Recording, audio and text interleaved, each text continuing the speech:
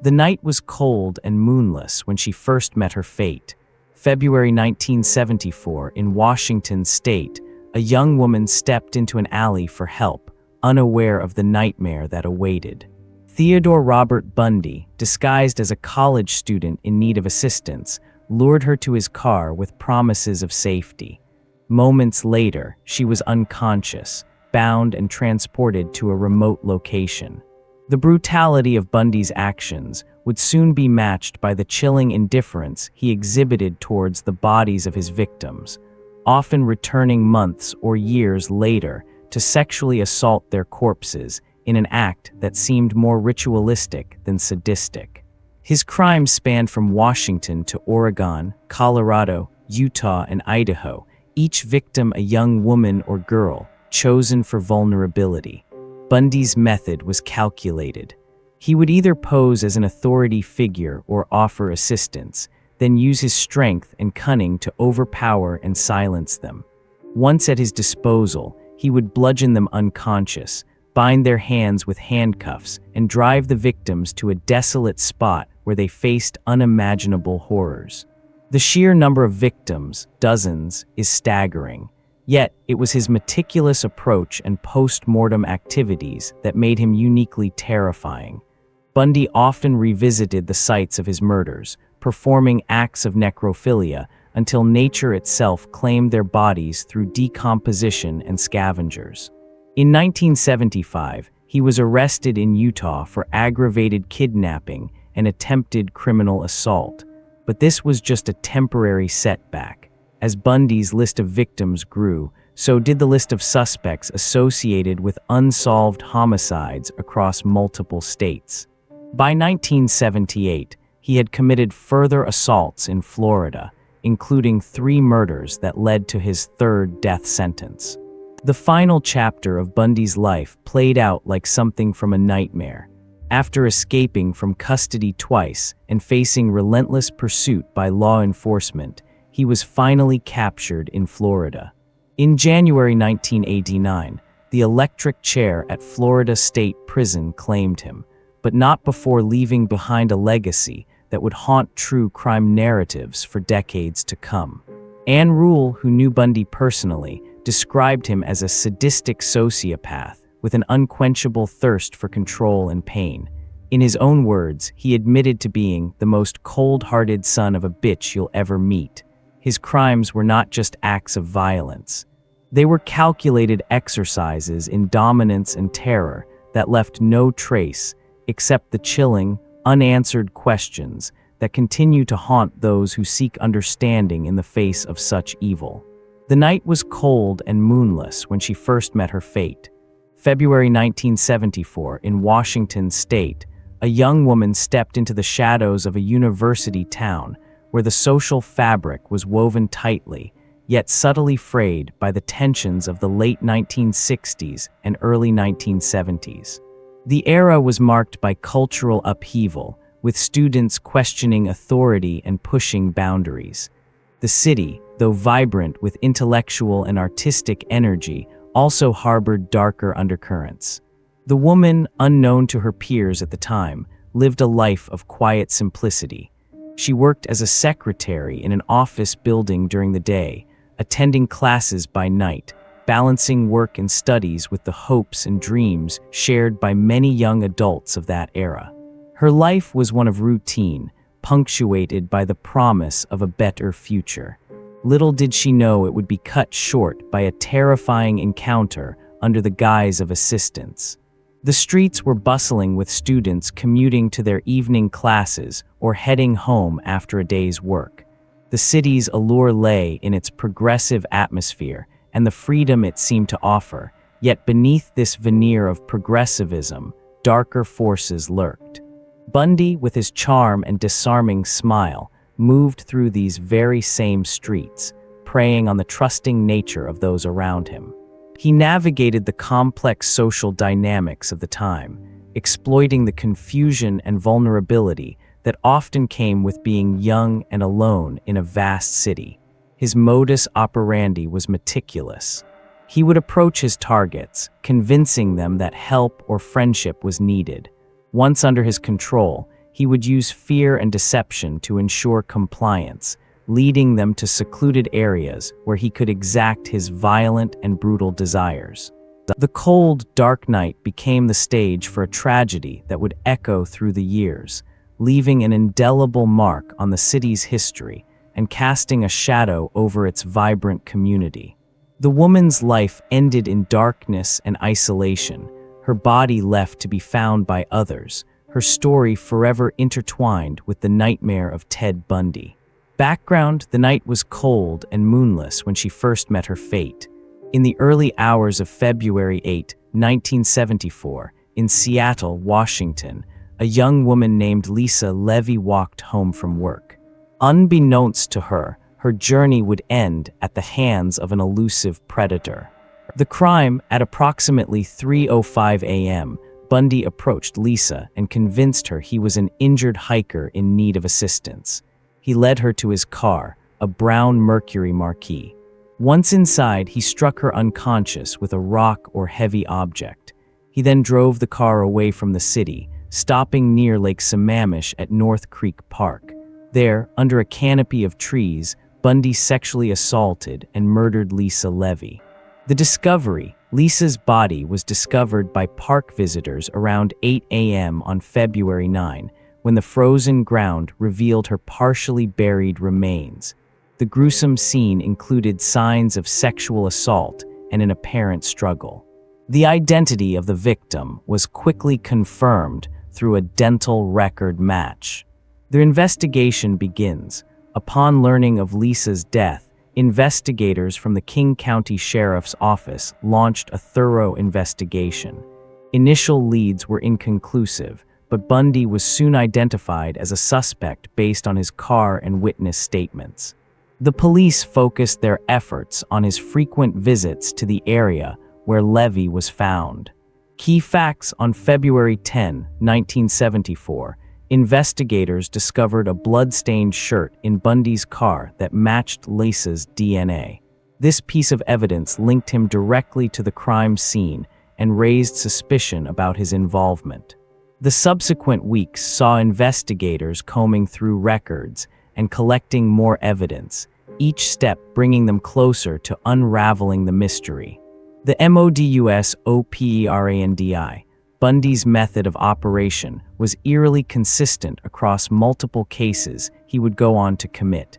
He used his charm and authority to gain trust, then lured victims into isolated areas where he could perpetrate violence without witnesses. The Lake Sammamish case set a pattern that would be repeated in subsequent murders, each one bringing the authorities closer to identifying him as their prime suspect. Anxiety grows. As more bodies were found and linked to Bundy's modus operandi, law enforcement grew increasingly anxious about his whereabouts. His disappearance from the public eye only fueled speculation and fear among the general population. The investigation into Lisa Levy's death became intertwined with the growing list of unsolved cases that would eventually implicate Bundy in a series of crimes across multiple states. In the early hours of February 8, 1974, in Seattle, Washington, a young woman stepped into an unsettling encounter that would mark the beginning of a harrowing series of events. Her body was found days later, bound and strangled, her life cut tragically short by Theodore Bundy's hand. The case of the first known victim sent shockwaves through law enforcement agencies across several states where similar incidents were reported. The initial investigation in Washington state was thorough, but yielded few concrete leads. Forensic evidence suggested that Bundy had used a ski mask and gloves to evade detection, leaving behind minimal trace evidence. His modus operandi, convincing his targets with false pretenses before overpowering them, matched the description of other disappearances reported around the same time. As more victims were identified in Oregon, Colorado, Utah, and Idaho, authorities began piecing together a nationwide pattern of crimes. Bundy's methodical approach to selecting and disposing of his victims created a web of suspicion that eventually led to his arrest in Utah for aggravated kidnapping and attempted criminal assault on February 10, 1975. However, the evidence found during this initial arrest did not directly link him to the murders outside of Utah. Bundy was held in custody, but continued to be a suspect in multiple unsolved homicides. The breakthrough came when a witness identified him as the man who had been seen near a crime scene in Washington state. Facing murder charges in Colorado, Bundy orchestrated two dramatic escapes from prison in 1976 and 1978, during which he committed further assaults. His return to Florida resulted in his capture on December 23, 1978. The subsequent trials revealed inconsistencies in the evidence, with some crucial pieces missing or poorly preserved. Political pressure and institutional failures played a significant role in the investigation's timeline. Law enforcement agencies, particularly in states where Bundy operated for extended periods, faced challenges due to limited resources and coordination among jurisdictions. This lack of cooperation sometimes meant that critical information was not shared effectively, leading to missed connections between cases. The case against Bundy remained complex, with some evidence being lost or improperly stored. Despite this, the relentless pursuit by prosecutors eventually led to his conviction for 3 murders in Florida. Bundy's execution on January 24, 1989, marked a grim conclusion to one of America's most notorious serial killer cases.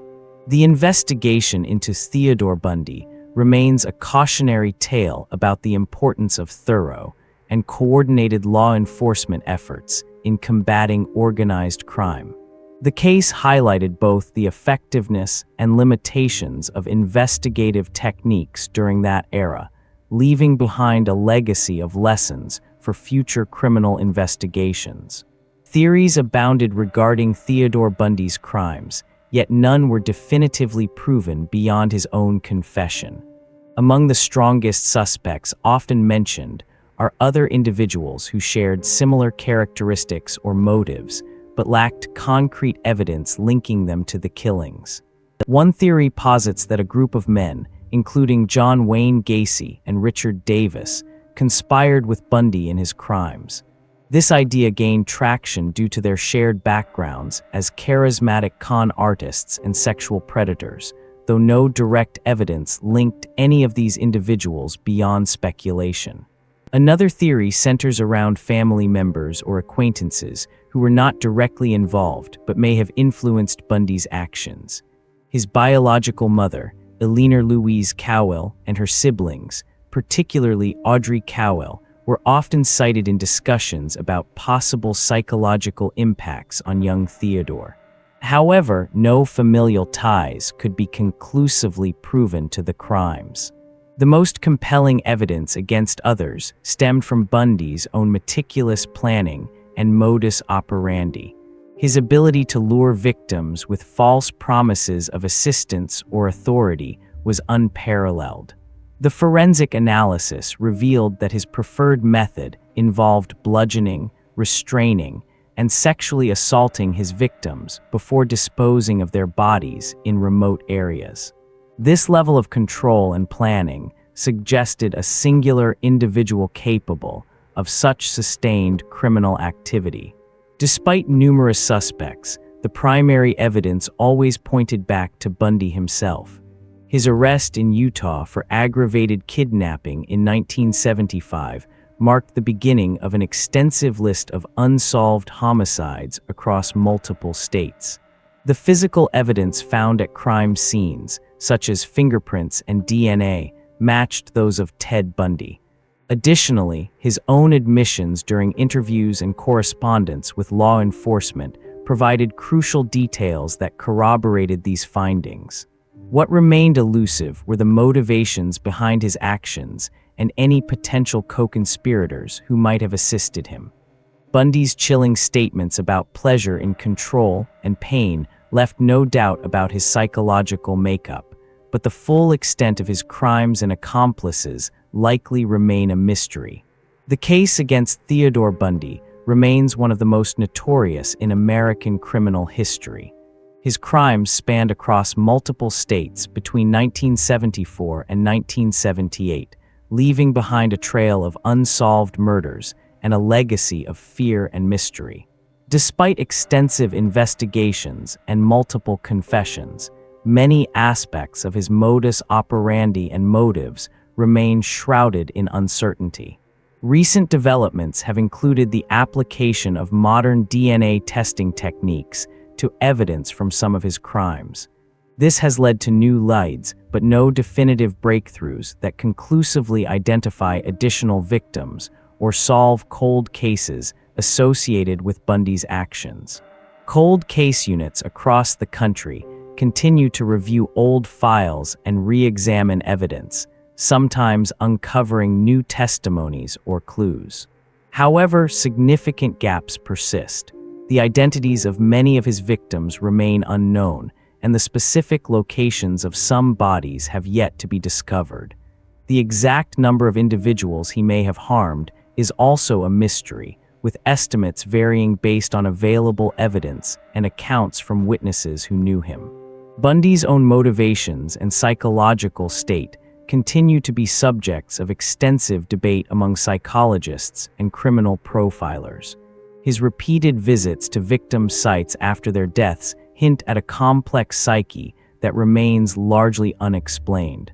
The status of the case today reflects both progress and ongoing challenges, as investigators continue to piece together the fragments of a dark past, while acknowledging the limitations of historical evidence and technology in fully resolving such an extensive and deeply personal crime. Theodore Bundy's legacy looms large over American criminal history, his reign of terror a testament to the depths of human depravity. His cases reshaped interrogation techniques and forensic practices, ensuring that law enforcement was more vigilant against predators. Yet questions persist. Could he have been connected to other unsolved disappearances? The chilling answer remains unknown, leaving a haunting uncertainty in its wake. If this case gripped you, there are dozens more waiting in the criminal archive.